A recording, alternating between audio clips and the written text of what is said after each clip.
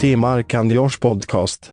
Did I ever tell you about the time that I went to the New Haven train station with Tukes? We were on the way to New York City, and the train station in New Haven closes at like 1 o'clock. So if you get there between 1 o'clock and like 4 o'clock, you're waiting around, but there's just crackheads outside. Mm-hmm. It's like Night of the Living Dead. It's super sketchy. It's super scary. You get asked for money like 700 times. But anyway, we were waiting in the train station, Tukes and I. It was approaching 4 o'clock. Like, it was about an hour out from when a train was coming. And a fat black guy, he was probably in his 50s, dorky-looking glasses. He had on a trench coat. And he proceeded to tell Tukes and I that he was an informant for the FBI. And we clearly knew he wasn't. But the most interesting thing about my dialogue with this guy was that every 5 minutes or so, he would pull out a small bag of Cheetos from his trench coat. So we were talking to him for like an hour, and no lie, dude, he was eating Cheetos the entire time. A single small bag? Small bags. He just kept pulling this unlimited amount of small bags out of his trench coat. His fingers were coated with the orange cheese. And he's like, dude, I'm an informant for the FBI. I'm from the Bronx. I'm like, are you an informant for Frito-Lays? Why do you keep eating all these Cheetos? He went on to tell me that he was going to Foxwoods. Undercover. No, not undercover. He was just going there as a player. And that if he won a bunch of money, he was going to send it to me in a briefcase. He's like, how do I find you? How do I find you in case I win big? And I'm like, come on.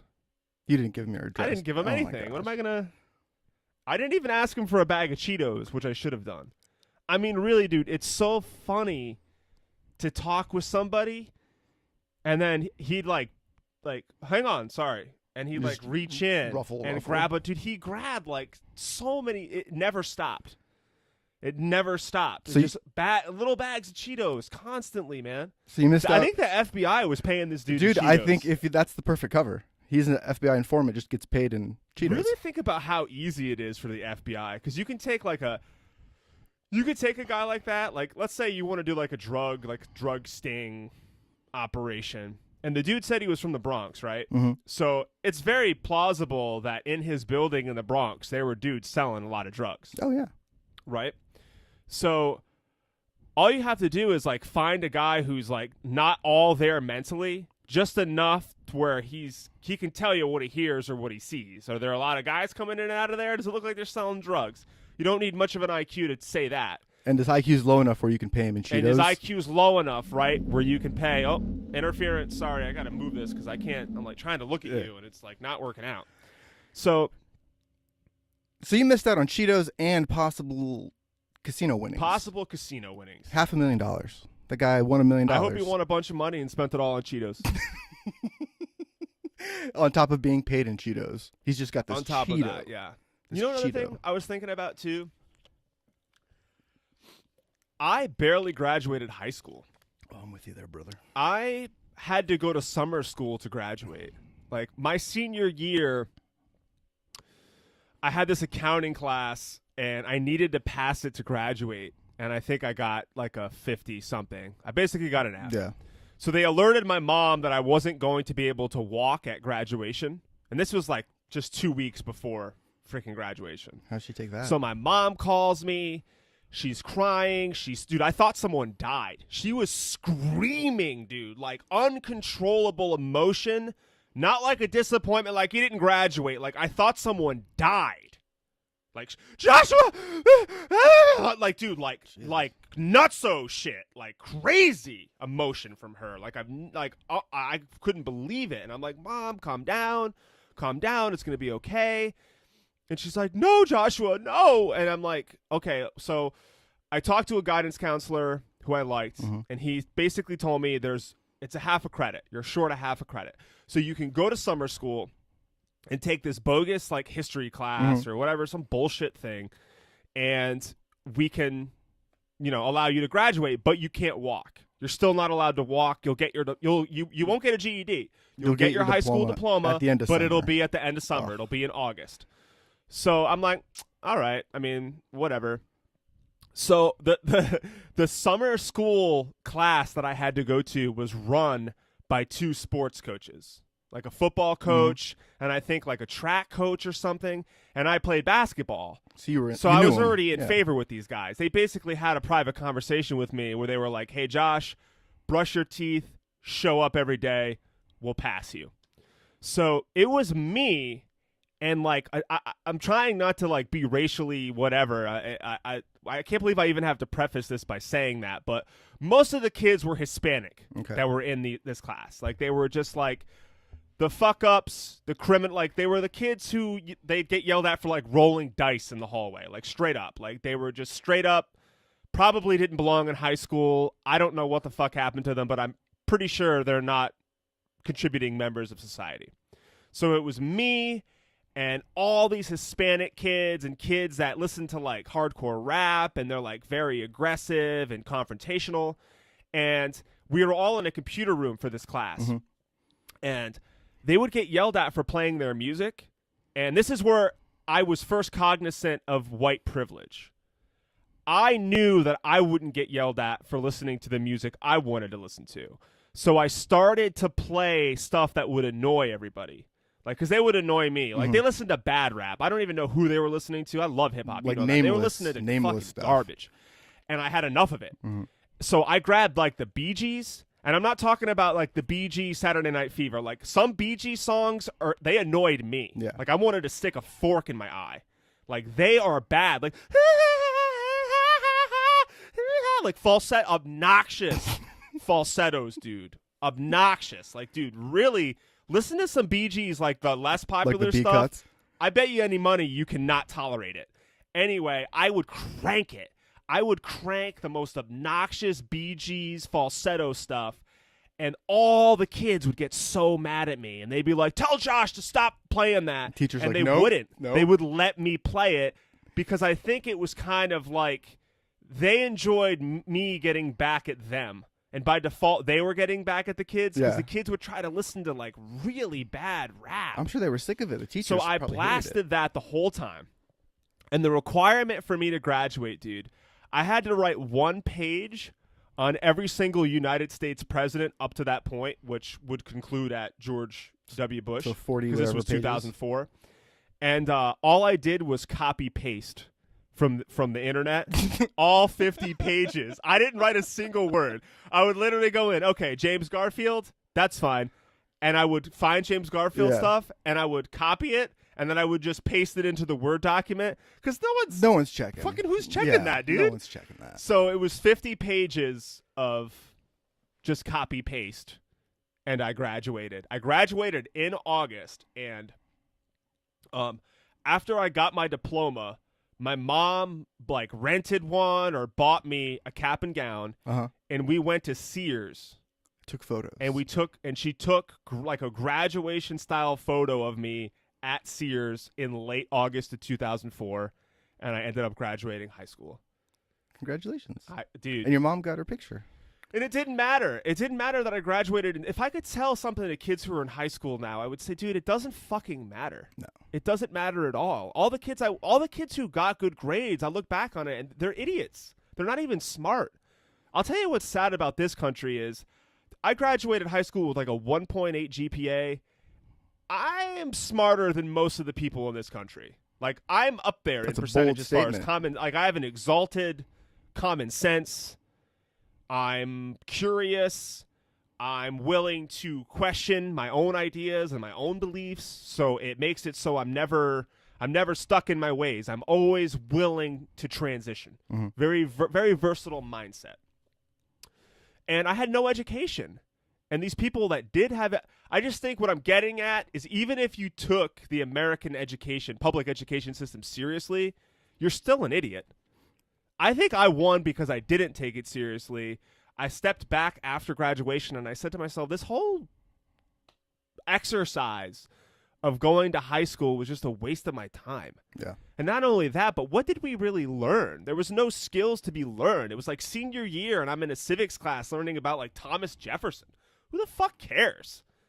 Now, people will be like, well, it's your history. You should know Thomas Jefferson. You should know Thomas Jefferson, of course. But we live in an economic system where when you graduate high school, someone puts a gun to your head and says, you have to make fucking money now. Go make money now. This is how the economic system works. And I can't get a job with like, hey, freaking Thomas Jefferson used to wear freaking Italian shoes with buckles on them. He used to wear buckle shoes. Oh, what are your job skills? Well, I know a little bit about guys who wear buckles on their pilgrims.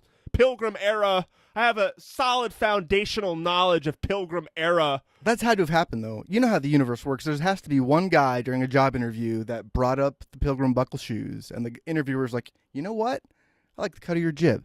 I know about buckle shoes, too. Let's have a wrap. He lifts up his pants, and you just see like a shimmering buckle. He gives him a little wink, like, oh, you're in the right you place. Like buckles, too. Old Pilgrim shoe man here. God. And it just made me think of that about the public education system and about high school in general. And dude, you don't learn. You just memorize facts. I didn't learn anything. I mean, you don't learn. But I'll tell you what sucked about high school is that I got my license really late. I got my driver's license in April of 2004, like 2 months before school ended. Damn, and I got a standard. Damn. I bought a black Mitsubishi Galant for my brother Kazi, who sold it to me for $1,000 because it was his girlfriend at the time's old car, and she was trying to dish it off. So it was $1,000, complete steal. Thing ran totally. I mean, like you're not going to find a car like this for $1,000 very often.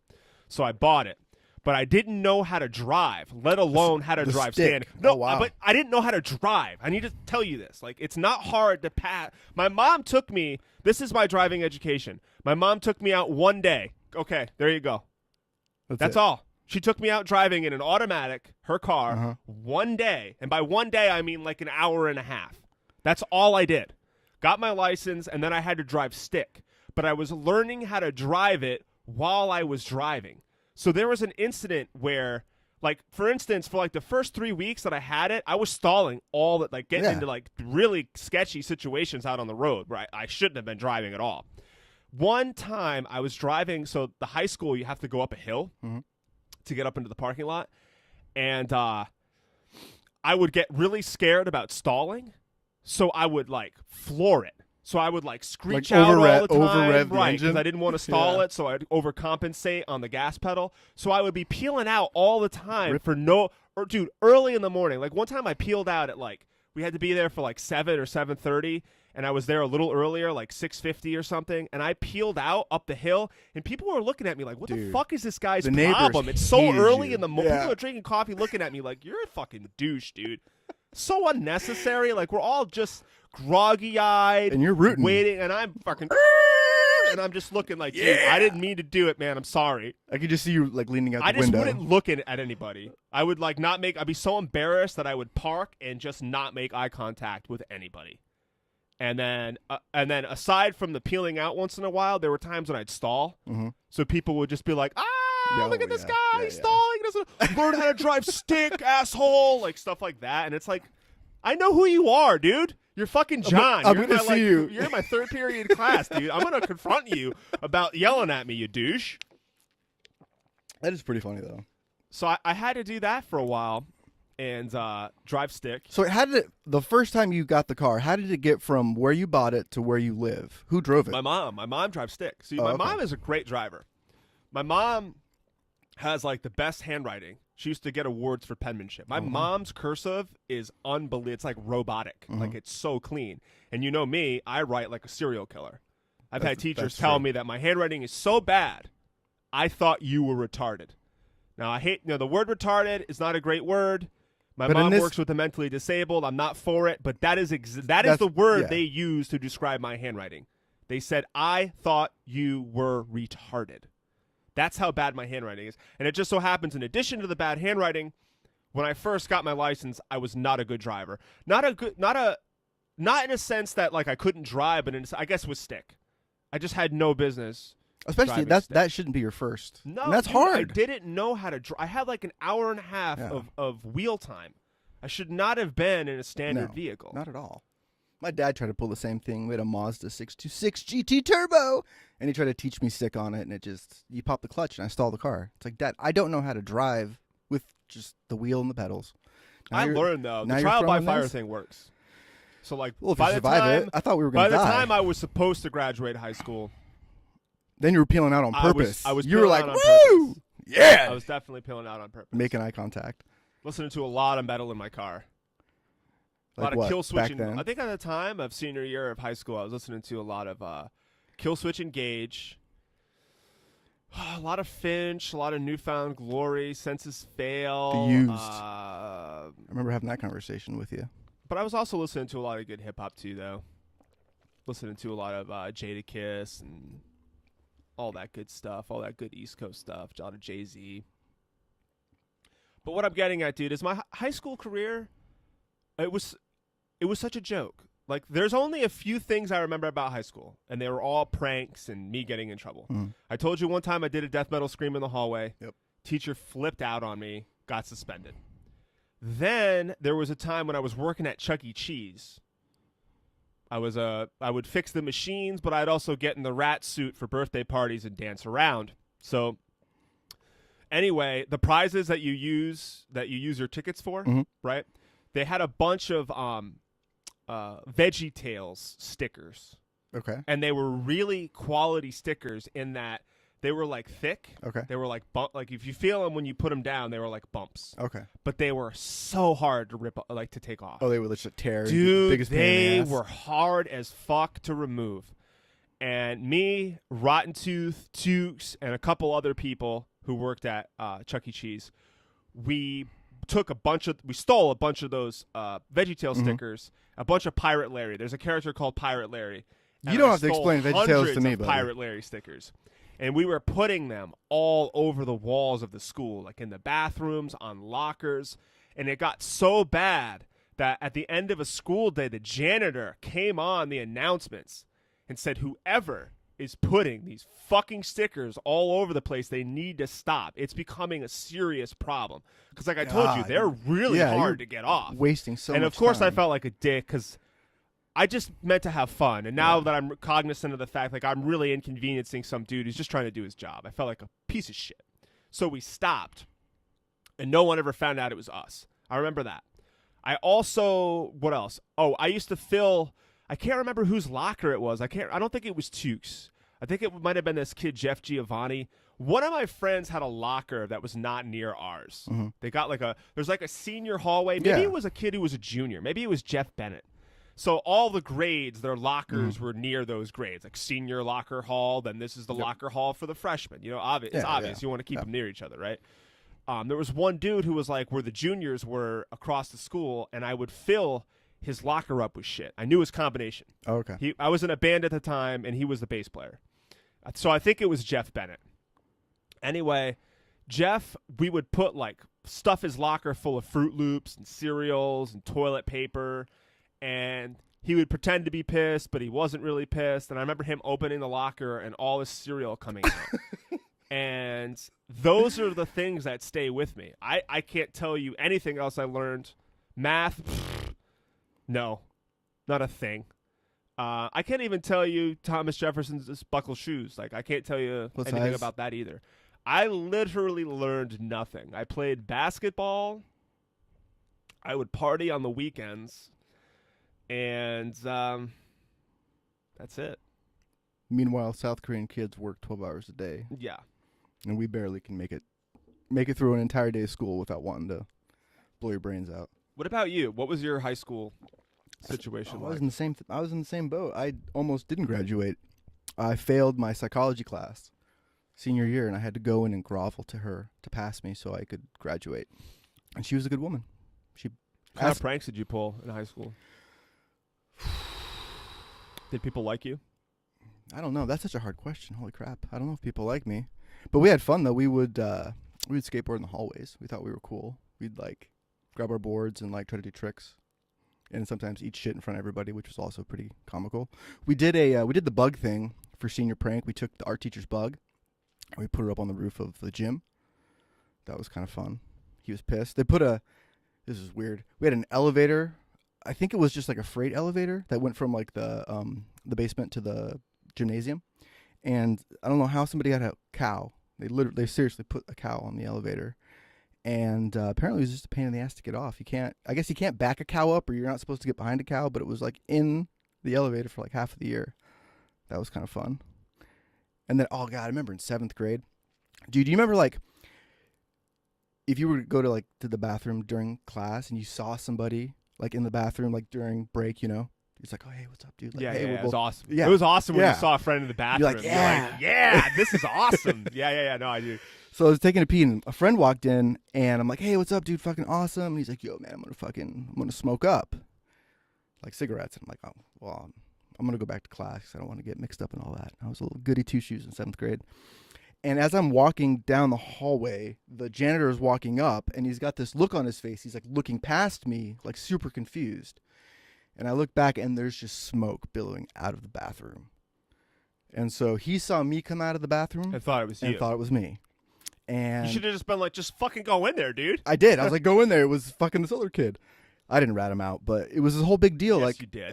No, I didn't. I was just like, I told him I wasn't the only one in there. I didn't name the kid. I didn't want to be a dick, but dude, that was the first time I ever had a brush with like the officer at school, and it was really scary. I was so terrified. I thought I was going to jail. It's like, well, I'm fucked. I had no idea how the process worked. I was like, I'm in trouble. Okay. But luckily he got caught and he got expelled.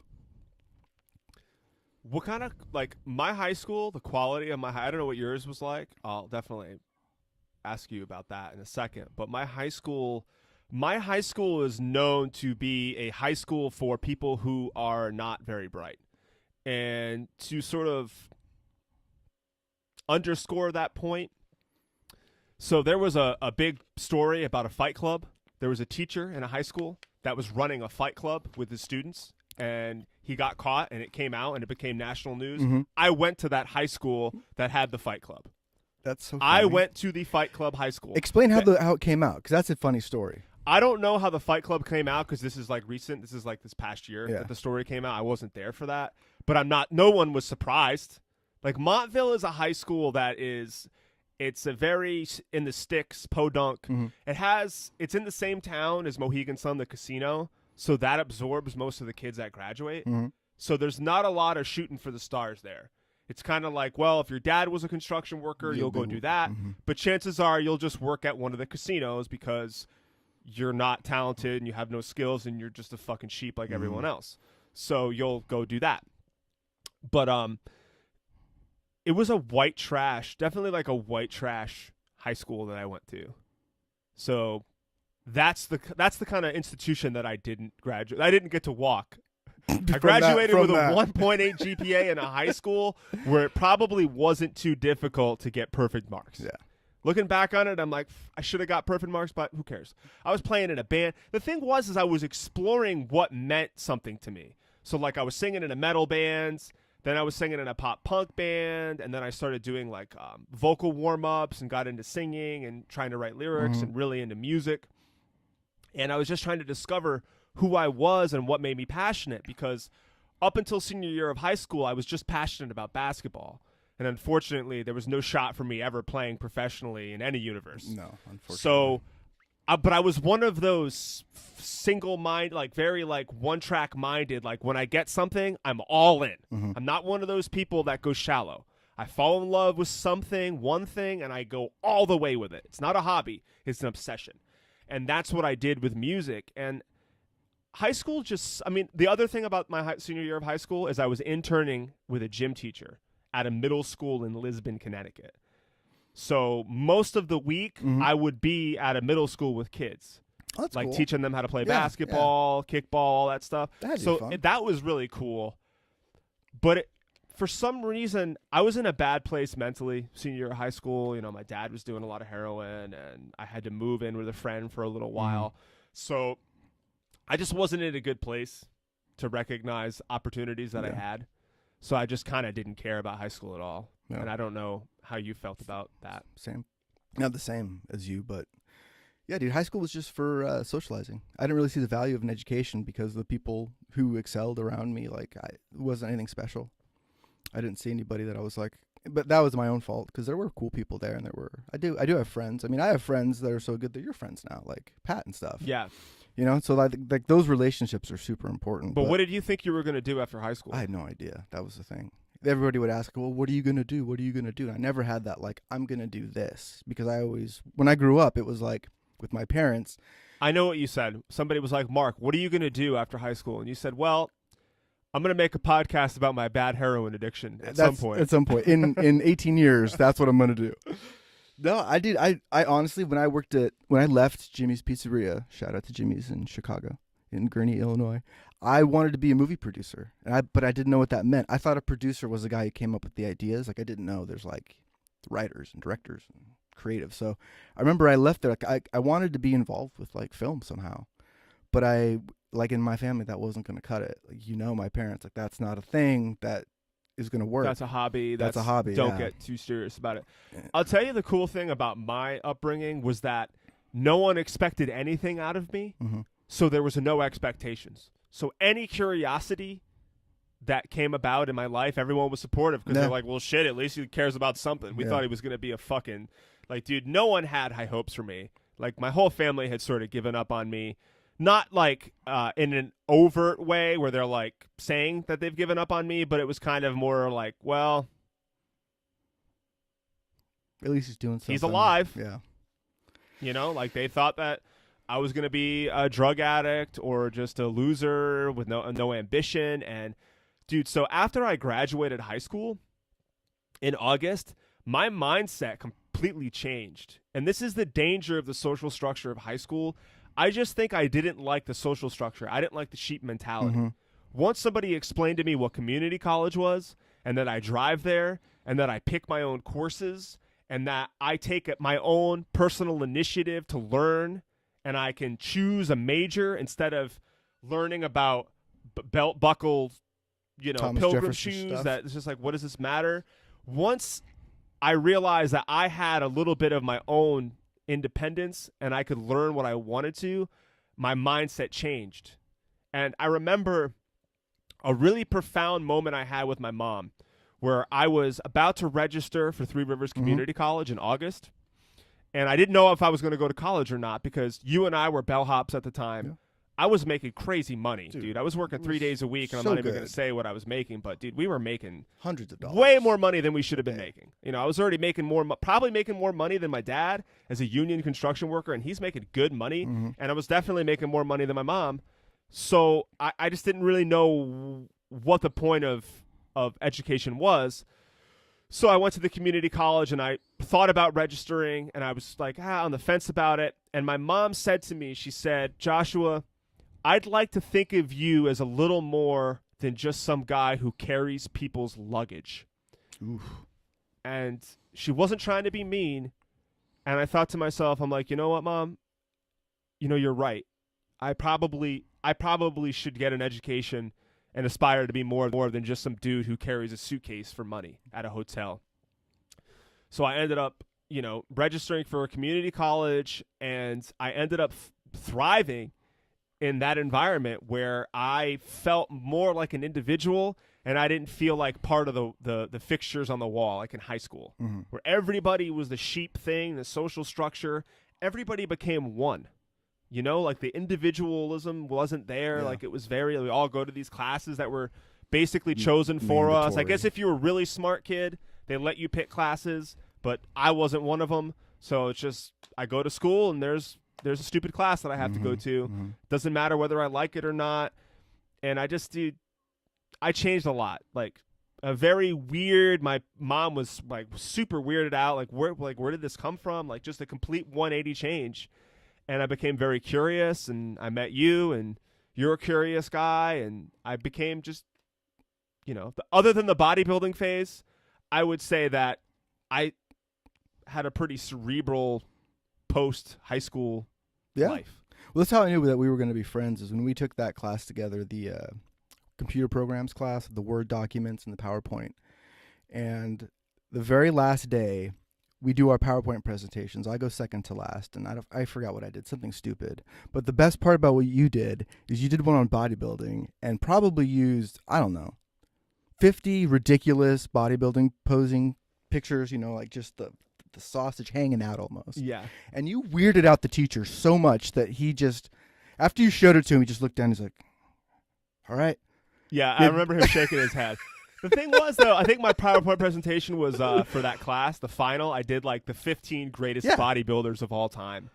And they were all in little Speedos. Jay with Cutler. their little shrunken dick Ronnie and nut Coleman. sets. Yeah, he was definitely weirded out by that. But even then, like that was, you had a thirst for knowledge. Dude, you went balls deep in research for bodybuilding and stuff. I remember the magazines. I mean, like other you than went the in. bodybuilding magazines, I was reading like health stuff. I was learning about health, biology. Like I remember Well, that's all part of it. stealing a biology book from the library at the community college just because they were talking about calories and the metabolism and how food affects your body. I'm like, I got to know this stuff. Yeah.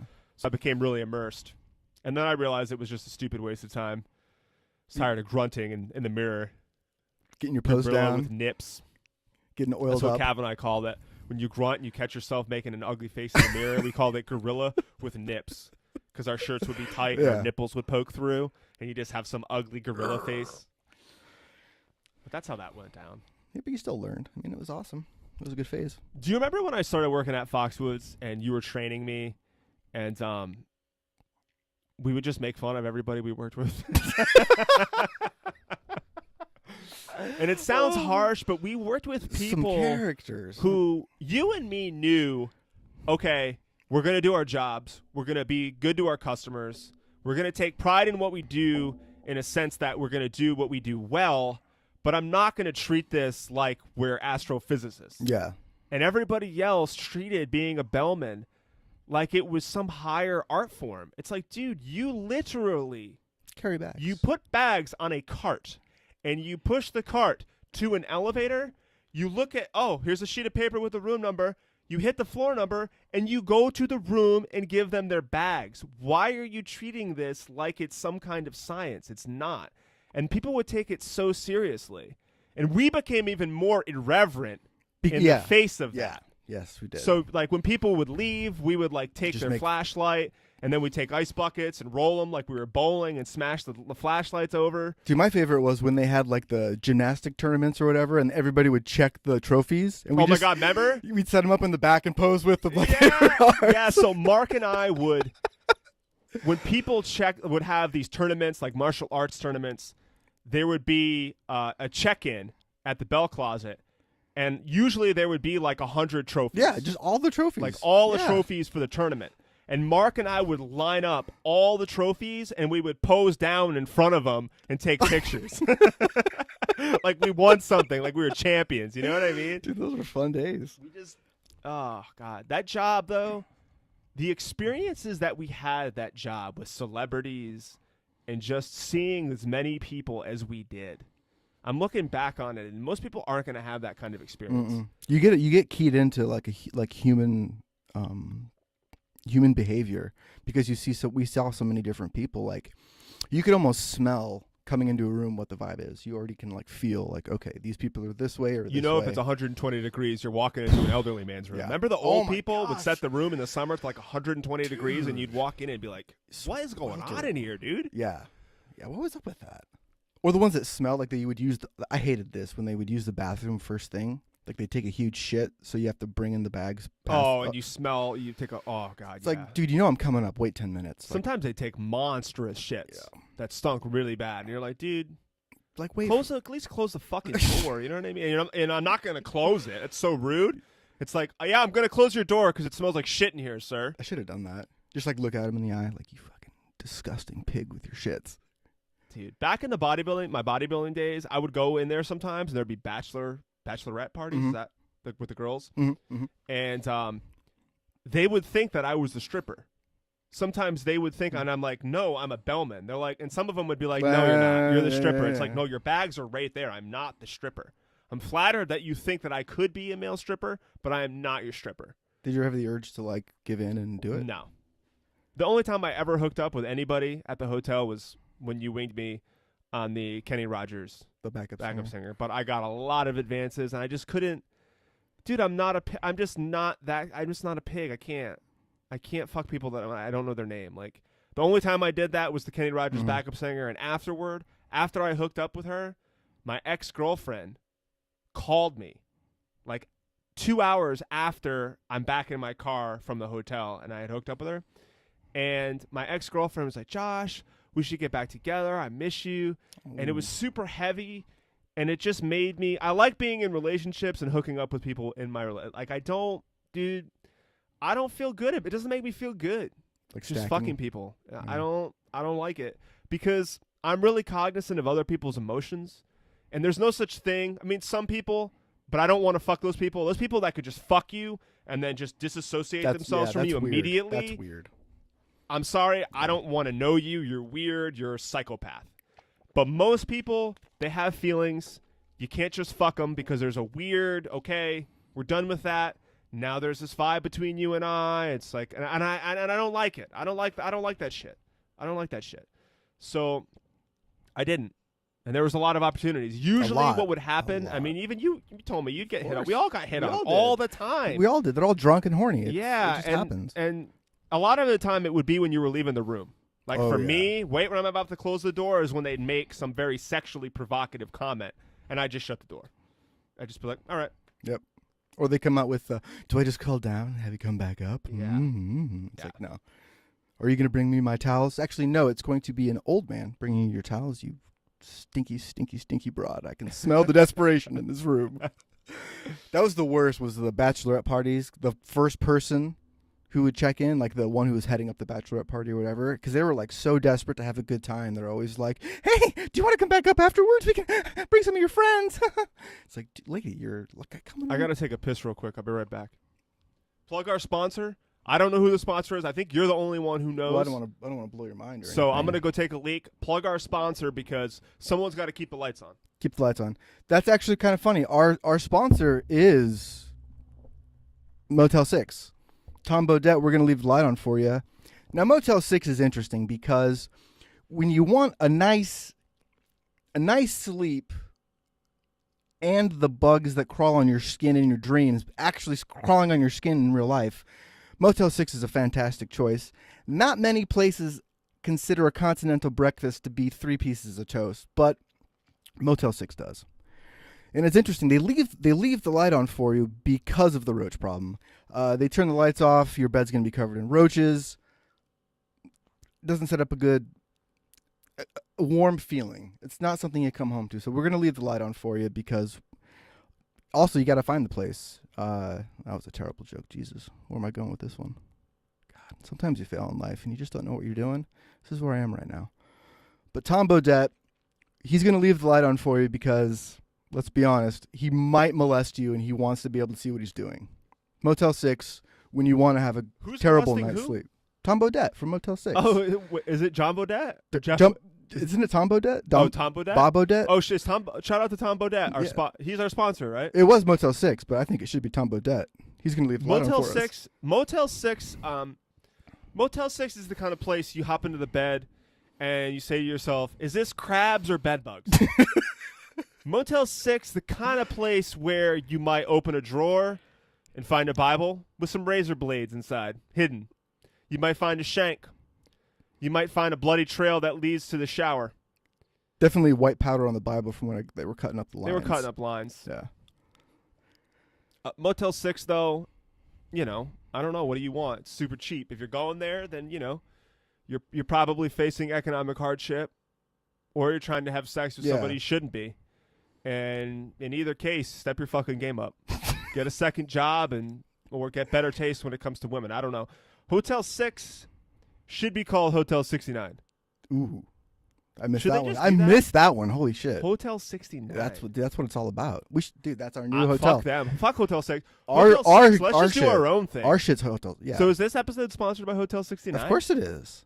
Heavily sponsored. When you want a 69, we'll let you 69 the receptionist. That's how down we are. Ooh, Bellman, you might have to ask her. Well, that's a very Brett Kavanaugh statement to make. Well, she's going to be down with it. I mean, everybody who works there knows that they, at any moment, can be asked to 69 and have to say yes. So the people we hire come in, they know what's going to happen. It's a judgment-free zone. Yeah. And it's a mandatory 69 zone. Mandatory. Which means that when you walk in there, if somebody says, hey, let's 69, you are required by law. And Brett Kavanaugh will definitely vouch for this one. Yeah, we got a guy. You are required by law to 69 with whomever asks. Hotel 69. Come get your beak wet. That's not justice. I don't know what is. Come get your beak wet. Is there anything else you want to talk about? No, I felt this You felt think that good. we're good? I felt everybody good. who's been listening, thank you so much. Yeah, we love you. I get Thank a you. lot of good feedback Thank you. from one of my best friends, Jenny Thompson, who is an incredible photographer. Incredible person. She's very talented. She's been hustling for a long time to get where she is. She's sort of an inspiration to me because a lot of people, I see them hustling online, but I don't necessarily see them earning a good living. Yeah, she's great. And I don't see them being professional. I just see it as they're just doing it to look cool. And I think Jenny does both. I think she makes money. She's professional. She looks cool. And she's been friends with me since my days at Chuck E. Cheese. I met her At Chuck E. Cheese? on the job at Chuck E. Cheese. No shit. I didn't and know she that. still wanted to hang out with me afterward. That's awesome. That's how cool she is. Most people, they see you're working at Chuck E. Cheese, they're probably like, I don't want to be around this fucking loser. Leave this guy alone. But she was cool, and we kept in touch, and we still keep in touch. And she texts me from time to time that love she Jenny. enjoys the podcast, and she's, I think, our biggest fan right now. And there's also some other cool I'm people. proud of that. Bethany Wilson, very Bethany's cool, great. very vocal about what she listens. Whitney Meekoff is another good one. She is very encouraging. And then all the other downloads we get from people who don't know who we are. We get these good download rates, but I have no idea who the fuck is listening. I only know Jenny tells me she listens. Whitney tells me she listens. Beth tells me she listens. Cav. But I have no idea where all the other downloads are coming from. So to whoever is listening outside of the people that I mentioned, thank you very much. Thank you so much. Please do us a favor and leave a comment on our iTunes page where you can write a review. We need 69 people to review our podcast. And subscribe to us on YouTube at the Mark and Josh channel if you haven't. Everybody have a really good week. I'm still seeing the girl that I mentioned from the last podcast, the 5'10" girl who's a vet tech. Really like her. Dude, I really, really like her. She could be. I hope I spend my future with her. Let's put it that way. Really cool. I went on a date with her yesterday. It went well. If any of you give a shit, it was awesome. I give a shit. She's 5'10".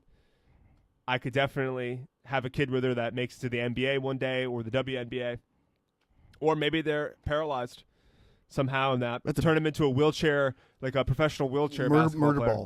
Murder ball. They'll be number one. Number one. All right, everybody. Have a great week. We love you. Love you. Bye.